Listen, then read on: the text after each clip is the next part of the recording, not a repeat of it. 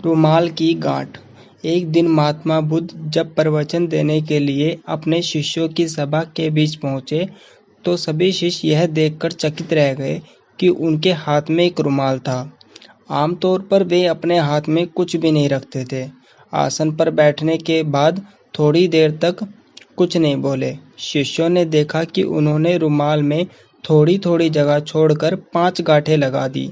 फिर बुद्ध ने शिष्य से पूछा, मैं जो रुमाल लाया था वह तो तुमने देखा ही होगा।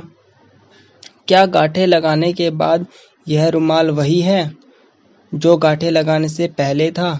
एक विद्वान शिष्य ने कहा, तथागत, एक तरह से देखें तो यह रुमाल वही है, क्योंकि इसके मूल तत्व में कोई परिवर्तन नहीं हुआ है।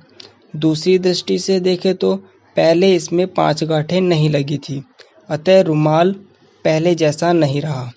जहाँ तक इसकी मूल प्रकृति का प्रश्न है, वह भी नहीं बदली है। इसका केवल बाह्य रूप ही बदला है। इसका पदार्थ और इसकी मात्रा वही है। बुद्ध ने कहा, ठीक है, मैं मानता हूँ। अब मैं इन गांठों को खोल देता हूँ। यह कहकर बुद्ध रुमाल के दोनों सिरों को खींचने लगे। शिष्य ने कहा, तथागत, यह क्या कर रहे हैं?